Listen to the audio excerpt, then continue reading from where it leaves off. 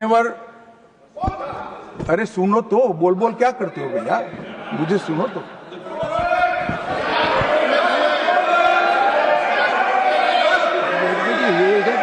गया अपने समय पर बोले ना, मुझे कोई आपत्ति नहीं। आपका समय, खड़गे साहब आपका समय आएगा। राष्ट्रीयकरण की नीति के तहत 2 टुकड़े न करते तो देश का बंटवारा नहीं होता और देश पूरा होता। मान्यवर, 50 साल के बाद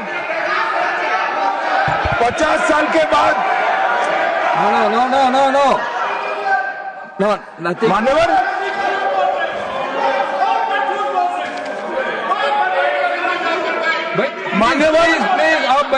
प्लीज आप बैठिए। मान्यवर, मैं तथ्यों के आधार पर कहता हूं, कांग्रेस पार्टी की एक नेत्री ने बैठ जाओ रामदास।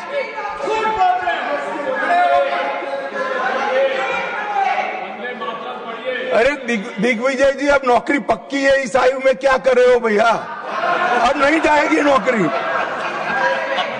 मान्यवर, दोस्तों, गृह मंत्री अमित शाह के सदन में भाषण देते ही एक बार फिर से बवाल देखने के लिए मिला है। दोस्तों, आपको बता देते हैं कि कल लोकसभा सदन में वंदे मातरम पर चर्चा हुई और आज वंदे मातरम पर चर्चा करने के लिए राज्यसभा को चुना गया था। और राज्यसभा में जैसे ही वंदे मातरम पर चर्चा शुरू हुई, जैसे ही गृह मंत्री अमित शाह की एंट्री होती है, वैसे ही विपक्ष की तरफ से एक बार फिर से जोरदार हंगामा कर दिया जाता है। दोस्तों, वंदे मातरम पर अमित शाह ने लंबा चौड़ा भाषण दिया। लगभग 45 मिनट का भाषण अमित शाह ने दिया है। वंदे मातरम पर चर्चा लगातार की जा रही है, जिसको लेकर विपक्ष बार बार आपत्ति जता रहा है कि आखिरकार वंदे मातरम पर इतनी चर्चा क्यों। इस देश में और भी मुद्दे हैं, इस देश में महंगाई, बेरोजगारी, SIR, चुनाव, बहुत सारे मुद्दे हैं, आप उस पर चर्चा कीजिए, पर आप वंदे मातरम पर इतने घंटे चर्चा चाहते हैं। अब अमित शाह ने आज तमाम ऐसी कुछ बातें बोल दी। दोस्तों, मैं वीडियो क्लिप आपको दिखाऊंगी कि कैसे अमित शाह ने कुछ ऐसी बातें बोल दी जिस पर विपक्ष बीच भाषण अमित शाह को टोकता हुआ नजर आया। बीच भाषण अमित शाह के सामने मल्लिकार्जुन खड़गे खड़े हो गए और उनके सामने ही वंदे मातरम के नारे लगाने लगे। दोस्तों, पूरे तरीके से बवाल सदन में मचा हुआ है। सबकी निगाहें सदन पर टिकी हुई है कि आखिरकार ये हो क्या रहा है। जहां आज का दिन चुनावी चर्चा पर दिया गया था, वहीं ये ध्यान केंद्रित किसमें कर लिया गया? राज्यसभा में। SIR पर दोस्तों आज चर्चा होनी थी। अखिलेश यादव बोल रहे हैं लोकसभा में, वहां पर लोकसभा में SIR पर चर्चा हो रही है, पर दूसरी तरफ राज्यसभा में आज इतना हंगामा बरकरार है, इतना ज्यादा बवाल मचा हुआ है। मैं आपको बता दूं, मैं आपको क्लिप दिखाऊंगी कि अमित शाह के भाषण के बीच अमित शाह ने वापसी नेहरू नेहरू नेहरू, जिस पर प्रियंका गांधी ने कल पूरी सत्ता पक्ष को धोती हुई प्रियंका गांधी नजर आई थी कि बार बार आपको नेहरू की गलती दिखती है। आप एक सूची बना लीजिए, आप एक लिस्ट बना लीजिए कि उन्होंने क्या क्या गलती करी है और एक टाइम रख लीजिएगा कि हम सदन में वो पूरी गलतियों के बारे में हम उस पर डिस्कशन कर ले। 10 घंटे आपने यहां रखे हैं तो कुछ घंटे आप वहां पर भी रख लीजिएगा कि नेहरू की गलतियां क्या हैं, वो लिस्ट बनाकर आप लोग आइएगा और वो यहां पर डिस्कशन कर लेंगे। प्रियंका गांधी कल इस तरीके से धोती हुई नजर आई थी पूरे सत्ता पक्ष को, पर आज फिर से अमित शाह ने वही चीजें कहनी शुरू कर दी। शुरुआत में अमित शाह ने वंदे मातरम का पूरा महत्व, किस तरीके से जो है वो ये लागू किया गया, कैसे, ये सारी चीजें बताते हुए नजर आए, पर उसके बाद वापसी निशाने पर आ गए नेहरू और कांग्रेस की। सीधा सीधा कह दिया कि विभाजन किया है कांग्रेस ने और इसकी वजह से, वरना आज देश जो है विभाजित नहीं होता, एकत्रित होता। ये सब कहते हुए जैसे ही अमित शाह बोलते नजर आए, भाषण दे रहे थे अमित शाह को लग रहा था कि वो भाषण देंगे और सब उनकी बिल्कुल इतने अच्छे से सुनने वाले हैं, पर जैसे ही उन्होंने ये बोलना शुरू किया और वार करना शुरू किया, वहां से पलटवार होना शुरू हो गया। विपक्ष को गुस्सा आया और विपक्ष ने आक्रोश में किस तरीके से नारे लगाने, वंदे मातरम करना शुरू कर दिया, किस तरीके से अमित शाह को बीच भाषण टोकना शुरू कर दिया। दोस्तों, ये सारी चीजें मैं आपको दिखाती हूँ। अमित शाह की एक स्टेटमेंट दोस्तों मैं आपको बता देती हूँ। वंदे मातरम का विरोध नेहरू ने आज तक कांग्रेस नेतृत्व के खून में है। मतलब अमित शाह ने यह कह दिया कि गुलामी के कालखंड में वंदे मातरम गीत ने घनघोर अंधेरे के बीच लोगों के मन में आजादी के खिलाफ लड़ने का जोश जगाया। जब वंदे मातरम 100 साल का हुआ, पूरे देश को बंदी बना दिया गया। जब 150 साल पर कल सदन में चर्चा हुई तो गांधी परिवार के सदस्य नदारद थे। वंदे मातरम का विरोध नेहरू से लेकर आज तक कांग्रेस के नेतृत्व के खून में है कि वो वंदे मातरम का विरोध करते हैं। कांग्रेस पार्टी की एक नेत्री ने लोकसभा में कहा कि वंदे मातरम पर अभी चर्चा की कोई जरूरत नहीं है, यानी कि प्रियंका गांधी की बात जो है अमित शाह करते हुए इनडायरेक्टली नजर आए। दोस्तों, अमित शाह की वीडियो देखिएगा कि बवाल पूरे तरीके से मचा हुआ है। अभी मल्लिकार्जुन खड़गे का जो है वो भाषण चल रहा है। मल्लिकार्जुन खड़गे के भाषण में जो उन्होंने जवाब दिया है वो मैं आपको अगली वीडियो में दिखाऊंगी, पर इससे पहले अमित शाह की वीडियो देखिए कि कैसे अमित शाह कांग्रेस पर निशाना साधने के ऊपर कांग्रेस पार्टी की वीडियो देखिएगा। कांग्रेस पार्टी की 50वें साल में जो एक प्रकार से वंदे मातरम का महिमा मंडन करने की पद्धति थी,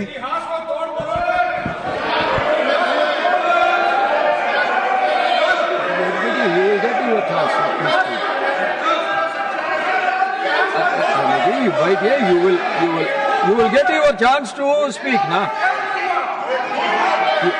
Unless he yields, right here, no. Unless he yields, how I can? Unless he yields, how I can? मान्यवर, 1 मिनट में उनको बहुत समय दिया गया, अपने समय पर बोले ना, मुझे कोई आपत्ति नहीं। आपका समय, खड़गे साहब आपका समय आएगा। Garge ji, सभापति you are महोदय, going to get your time. Please wait. Garge ji, you are going to get your time. Please wait. Let him speak.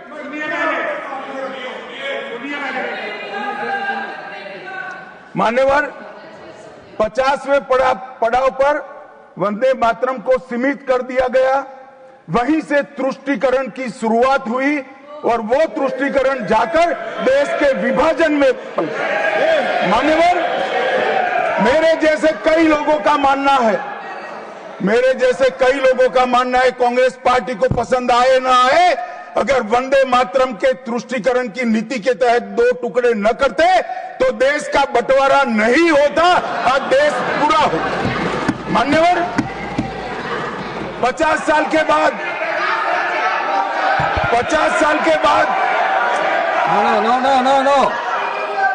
No, nothing will 50 साल go के on बाद record except honorable minister's speech.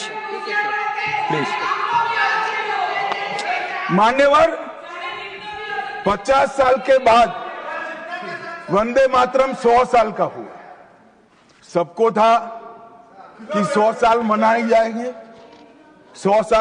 जाएंगे, मगर 100 साल हुआ तब वंदे मातरम का महिमा मंडन का सवाल ही नहीं था, क्योंकि वंदे मातरम बोलने वाले जो सारे लोग थे उनको इंदिरा जी ने जेल में बंद कर दिया। इस देश में आपातकाल लगाया गया। विपक्ष के लाखों लोगों को, लाखों समाज सेवियों को, स्वयंसेवी संगठन के लोगों को जेल में भर दिया गया। कोई कारण के बगैर अखबारों पर ताले लगा दिए गए। यहां तक कि आकाशवाणी में उस वक्त एक ही माध्यम था, आकाशवाणी में किशोर कुमार की आवाज ही नहीं आती थी, ड्यूएट गाने भी लता जी की आवाज में ही आते थे। मान्यवर, पूरे देश को जब वंदे मातरम 100 साल का हुआ, पूरे देश को बंदी बनाकर रख दिया। और कल 150वां साल है। 150वें साल में लोकसभा में चर्चा हुई। साहब, ये कांग्रेस पार्टी की स्थिति देखिए। जिस कांग्रेस पार्टी के अधिवेशनों की शुरुआत गुरुवर टागोर जैसे लोग वंदे मातरम गाकर कराते थे। वंदे मातरम कांग्रेस पार्टी के आजादी के आंदोलन का एक मंत्र बना था। वो वंदे मातरम के महिमा मंडन करने के लिए जब लोकसभा में चर्चा हुई, गांधी परिवार के दोनों सदस्य नदारद थे, दो में से एक भी। वंदे मातरम का विरोध आज भी जवाहरलाल नेहरू से लेकर आज के कांग्रेस के नेतृत्व तक कांग्रेस के खून के अंदर बसा। मान्यवर,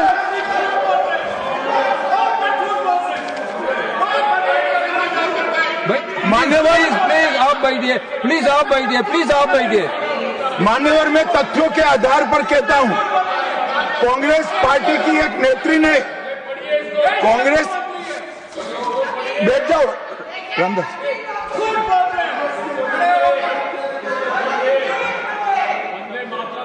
अरे दिग्विजय जी, अब नौकरी पक्की है इस आयु में, क्या कर रहे हो भैया, अब नहीं जाएगी नौकरी। मान्यवर, मैं जो कह रहा हूं वो रिकॉर्ड का हिस्सा है दूसरे सदन का। मान्यवर, दूसरे सदन की चर्चा में कांग्रेस पार्टी की एक प्रमुख नेत्री ने कहा है कि वंदे मातरम की आज चर्चा की कोई जरूरत नहीं है। मुझे मालूम नहीं पड़ता कि वंदे मातरम से नो रमेश क्या कहा? जयराम रमेश जी प्लीज बैठिए, प्लीज आप बैठिए जी। साहब, माननीय सदस्य जयराम जी का प्रॉब्लम है कि वो सिर्फ विपक्ष की ही बात सुनते हैं, अपने नेताओं की बात को सुनते नहीं है। मैंने ऐसा नहीं कहा, आपने कहा है। मैंने ऐसा कहा कि लोकसभा में चर्चा में कांग्रेस पार्टी की एक प्रमुख नेत्री ने कहा है कि अभी इस समय वंदे मातरम की चर्चा की कोई जरूरत नहीं। ये रिकॉर्ड पर है, रिकॉर्ड पर पूरी बात बोलिए ना। मान्यवर, आप बैठिए, आप बैठिए, आप बैठिए।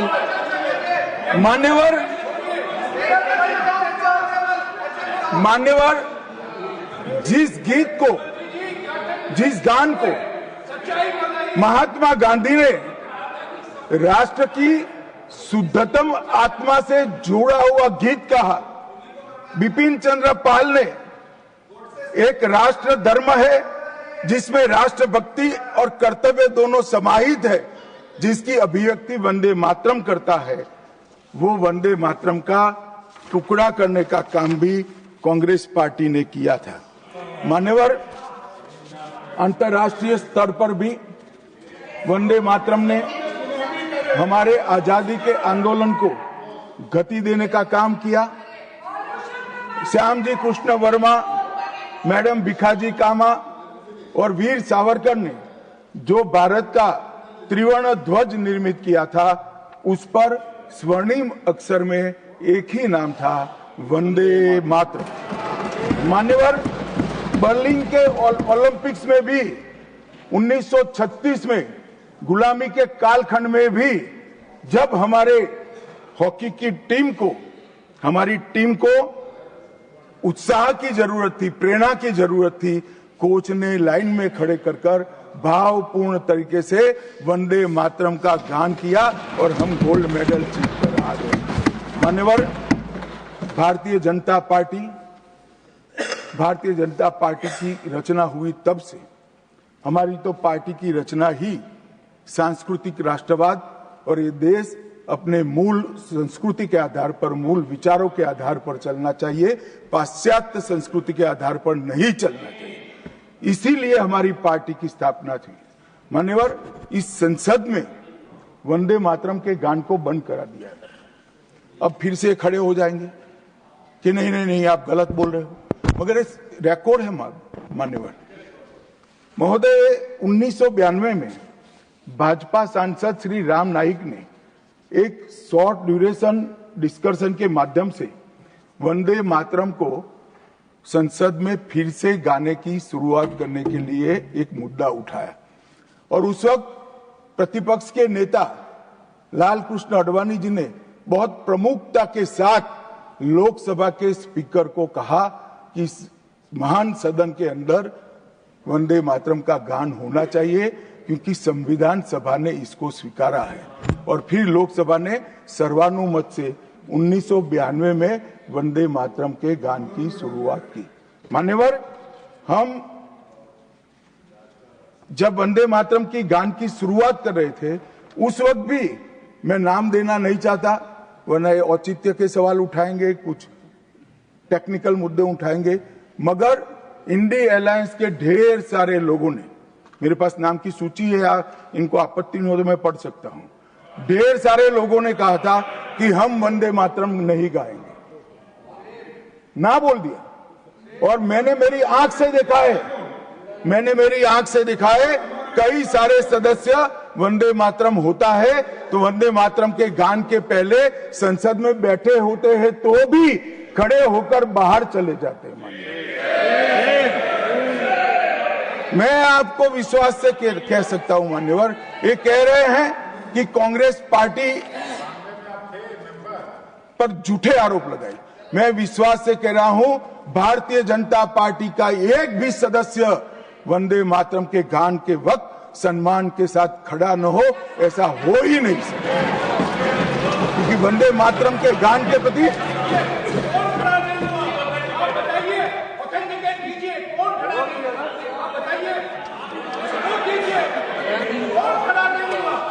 आप बैठिए, आप बोथ बैठिए प्लीज, आप बोथ बैठिए प्लीज, बैठिए प्लीज।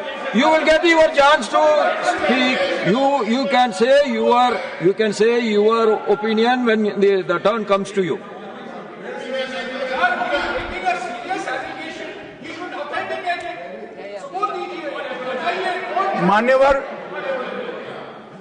मान्यवर, अरे सुनो तो, बोल क्या करते हो भैया, मुझे सुनो तो। मान्यवर, सम्मानीय सदस्य जी ने कहा है कि कौन कौन कांग्रेस पार्टी के लोगों ने वंदे मातरम नहीं गाने के लिए स्टेटमेंट दिया है और संसद के वक्त बाहर चले गए हैं। मैं इसकी सूची आज शाम होने के पहले सदन के पटल पर रख दूंगा। मेरा विनंती है कि वो कांग्रेस सदस्यों के नाम इस चर्चा का हिस्सा करने के लिए आप आदेश करिएगा। इस सदन की चर्चा के रिकॉर्ड पर रहना चाहिए कि कांग्रेस पार्टी के सदस्य वंदे मातरम का विरोध करते हैं। इस देश की जनता इनको जाननी चाहिए। मान्यवर, मैं दे देता हूं, दिग्विजय सिंह पढ़ लीजिएगा।